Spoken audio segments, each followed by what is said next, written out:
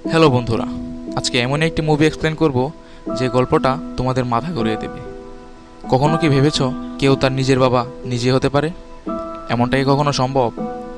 হ্যাঁ, আজ এমনই একটি science fiction time travel movie তোমাদের সামনে এক্সপ্লেন করব, যেখানে একজন টাইম ট্রাভেল করে বড় একটি দুর্ঘটনা আটকাতে যায় এবং সেখানে গিয়ে সে বুঝতে পারে তারই করা কোনো ভুলের জন্য সেই দুর্ঘটনাটা ঘটে।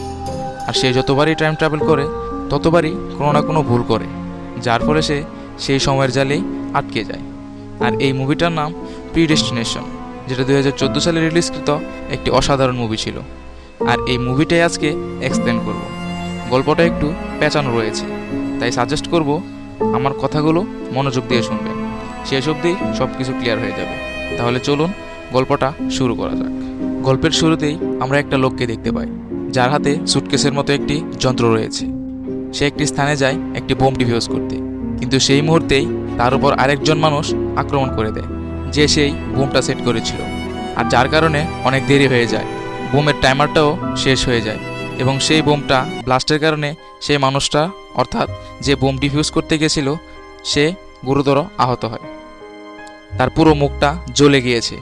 সে সেই সুটকেসের মতো জিনিসটা নিতে চেষ্টা করছিল, যেটা আসলে একটা টাইম ট্রাভেল মেশিন ছিল। কিন্তু তখন একটা অচেনা মানুষ গিয়ে তাকে সাহায্য করে, অর্থাৎ তার হাতে সেই মেশিনটা এগিয়ে দেয়। তারপর আমরা মানুষটাকে হসপিটালে দেখতে পাই। তার সারা মুখে ও শরীরে ব্যান্ডেজ করা হয়েছে, কারণ তার মুখে আগুন লেগেছিল, যেটা আমরা কিছুক্ষণ আগে দেখেছিলাম। তারপর আমরা দেখতে পাই দুইজন মানুষ আসে তার সাথে সাক্ষাৎ করার জন্য এবং তারা তাকে একটা মেডেল দেয় তার সাহসিকতার জন্য। সে দুজন হলো টেম্পোরাল এজেন্ট এবং তারা টেম্পোরাল ব্যুরোর হয়ে কাজ করে। আর তাদের কাজ হলো সময়ের হেরফের করা, অর্থাৎ সময়ের আগে গিয়ে কোনো বড় দুর্ঘটনা বা কিছু একটা হওয়ার আগেই সেটাকে আটকানো। তবে আমাদের গল্পের মূল যেই চরিত্র, তাকে আমি এজেন্ট বলে ডাকবো। সে একটা মানুষকে খুঁজছে যে ছিল সিজাল বোম্বার, কারণ 1975 সালে আমেরিকার নিউ ইয়র্কে সে একটি বড় বিস্ফোরণ ঘটায়, যার ফলে 10,000-এরও বেশি মানুষ মারা যায়। সে বহুদিন ধরে মানুষটাকে ধরতে চেষ্টা করছিল, কিন্তু পারছিল না। এবং গল্পের শুরুতেই সে তাকে দেখতে পায়, কিন্তু সে তাকে ধরতে পারেনি। যাই হোক, তার মুখটা পুরো পুড়ে যাওয়ার কারণে তার মুখে প্লাস্টিক সার্জারি হয় এবং একদমই নতুন একটি মুখ তাকে দেওয়া হয়। তারপর বেশ কিছুদিন কেটে যায় এবং এখন সে তার স্বাভাবিক রূপে ফিরে আসে। তাকে একটা লাস্ট অ্যাসাইনমেন্ট দেওয়া হচ্ছে, অর্থাৎ সে কোম্পানির হয়ে শেষ একটা কাজ করবে এবং সে দুই এজেন্ট তাকে তার সব কাজ বুঝিয়ে দিচ্ছে যে সে যদি কোনো নিয়মের বাইরে টাইম ট্রাভেল করে বা কোনো প্রকার ভুল করে তাহলে তার শাস্তি হবে বা মৃত্যুও হতে পারে। তারপর তাকে একটা টাইম ট্রাভেল মেশিন দেওয়া হয়। তখন সে 1970 সালে টাইম ট্রাভেল করে এবং সেখানে গিয়ে একটি বারে বারটেন্ডারিংয়ের কাজ করতে থাকে। তবে সে একজন মানুষের জন্য অপেক্ষা করে, যে সেই বারে এসে প্রবেশ করে। আমাদের এজেন্ট সেই মানুষটির সাথে কথা বলারও চেষ্টা করে এবং আমরা বুঝতে পারি সেই মানুষটি খুবই একা, খুবই ডিপ্রেসড। সে তার জীবন নিয়ে একদমই খুশি না। এজেন্ট মানুষটির সাথে গল্প করা শুরু করে এবং তার নাম হচ্ছে জন, যে নিউজ পেপারের কনফেশন স্টোরি লিখে। কনফেশন স্টোরি হলো মানুষ যখন নিজের ভুল বা ইত্যাদি কাজগুলো স্বীকার করে বা মেনে নেয়। সো এজেন্ট তখন জনের সাথে কথা বলে বলে ভালোই সম্পর্ক তৈরি করেছে। তখন জন তার নিজের ব্যাপারে বলা শুরু করে, সে কে ছিল, তার মনে এত দুঃখ কেন ইত্যাদি। এবং আমরা জানতে পারি আজ থেকে বহু বছর আগে জন যখন একটা মেয়ে ছিল। আর এটা শুনে এজেন্ট খুব অবাক হয়ে যায়, কেননা সে তো একটা ছেলে, বহু বছর আগে সে মেয়ে কিভাবে থাকবে। হ্যাঁ, আজ থেকে বহু বছর আগে জন যখন একটা সদ্যজাতক শিশু ছিল, তখন একজন মানুষ তাকে একটা অনাথ আশ্রমের সামনে ফেলে দিয়ে যায় আর সেখানেই তাকে বড় করা হয়। যদিও সে তখন একটা মেয়ে ছিল, যেমনটা বললাম, তখন তার নাম দেওয়া হয় জেইন। জেইন বড় হতে থাকে, তবে সে মন থেকে চাইতো তারও একটা পরিবার হোক। সে বড় হতে থাকে, তার গায়ে জোরও প্রচুর ছিল, যার কারণে সে ছেলে ও মেয়ে উভয়ের সাথেই লড়াই করতে পারত। সে খুবই মেধাবী ছিল এবং পারদর্শী ছিল, তবে সে একটু অদ্ভুত ছিল, যার জন্য তার কোনো বন্ধু ছিল না। পরে সে একটু বড় হয় এবং সে আশ্রমে তার সাথে দেখা করার জন্য একজন মানুষ আসে, যার নাম হচ্ছে রবার্টসন। সে জানায় যে তাদের একটি কোম্পানি রয়েছে যার নাম স্পেস কচ, যেখানে তারা মহিলা মহাকাশচারী খুঁজছে। জেন খুবই অবাক হয়, মহিলা মহাকাশচারী? আসলে সে সময় মেয়েদের এসব বিপজ্জনক কাজে নেওয়া হতো না। তবে যেহেতু জেনের বুদ্ধিমত্তা ও গায়ের জোর সবার থেকে আলাদা, সে কারণে তাকে একটা সুযোগ দেওয়া হয়। সেখানে সে তার ইন্টারভিউ এবং ফিজিক্যাল ট্রেনিং আর লেখা পরীক্ষায় সে সবাইকে হারিয়ে দেয়। তবে একদিন একটা মেয়ের সাথে তার মারপিট লেগে যায়, যেটা তার সবচেয়ে বড় ভুল ছিল।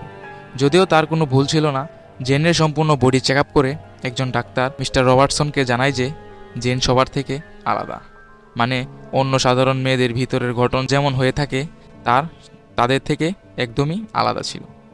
পরের দিন রবার্টসন জেনের সাথে দেখা করে ও তাকে জানায় যে স্পেস প্রোগ্রাম থেকে তাকে বাদ দেওয়া হয়েছে। জেন মনে করে যে সেই মারপিটের কারণেই তাকে বাদ দেওয়া হয়েছে, কিন্তু আসল সত্য ঘটনাটি হচ্ছে তার শারীরিক গঠনের কারণেই তাকে বাদ দেওয়া হয়, যেটা সে নিজেও জানতো না। আর রবার্টসন তাকে জানায় যে তাকে আবারও আনার চেষ্টা করবে। তারপর জেন একটা বাড়িতে চাকরানির কাজ করতে থাকে। সেখানে সে একটি ম্যাগাজিন দেখতে পায় যাতে মানুষের কনফেকশনের গল্প লেখা ছিল, আর সেই গল্পগুলো তার খুব ভালো লাগতে শুরু করে। এবং সে প্রতিদিন রাতে একটি স্কুলে যেত যেখানে বিভিন্ন ধরনের ডিসিপ্লিন ম্যানার্স শেখানো হতো। আর একদিন সে স্কুল থেকে বের হওয়ার পর একজন মানুষের সাথে ধাক্কা লাগে এবং সেখান থেকে গল্পটা সম্পূর্ণ চেঞ্জ হয়ে যায়। সে মানুষটা কোনো একজনের জন্য অপেক্ষা করছিল। তবে জেন খেয়াল করে সে মানুষটা যা যা বলছে তার মাথাতেও সেই কথাগুলোই রয়েছে, মানে তাদের দুজনের মতেরই অনেকটাই মিল আছে। তারপর তাদের মধ্যে একটা ভালো সম্পর্ক তৈরি হয়, তারা ভালো সময় কাটাতে থাকে। তবে একদিন আচমকা সেই মানুষটা তাকে ছেড়ে রেখে চলে যায়। জেন তার জন্য অপেক্ষা করতে থাকে। সে ভাবতে থাকে তার জীবনটা হয়তো শেষ। কিন্তু মিস্টার রবার্টসন আবার জেনের সাথে দেখা করতে আসে। যেমনটা রবার্টসন বলেছিল, তাকে সেই স্পেস কর্পে অ্যাডমিশনের ব্যবস্থা করে দেবে, কিন্তু তা আর সম্ভব হয় না, কারণ তখন সে প্রেগনেন্ট ছিল। অর্থাৎ যে মানুষটার সাথে তার ভালোবাসা তৈরি হয়েছিল, জেনের পেটে তারই বাচ্চা। জেন তার বাচ্চার জন্ম দেয় এবং ডাক্তার তাকে জানায় সেটি একটি সুস্থ সবল মেয়ে শিশু। তবে ডাক্তার তাকে এমন কিছু অদ্ভুত কথা বলে যা জেন আগে কখনো জানতো না। জেন যদিও একটা মেয়ে, কিন্তু তার শরীরের ভিতরের গঠনগুলো ছিল একটা ছেলের মতো। তার ডেলিভারির সময় প্রচুর রক্ত হওয়ার কারণে ডাক্তাররা তার পেট থেকে ওভারি আর তার ইউটাইরাসটা কেটে ফেলে দেয়। তার শরীরে এখন আর কোনো মেয়েদের চিহ্নই নেই, তাই তাকে এখন একটি ছেলের মতো জীবনযাপন করতে হবে।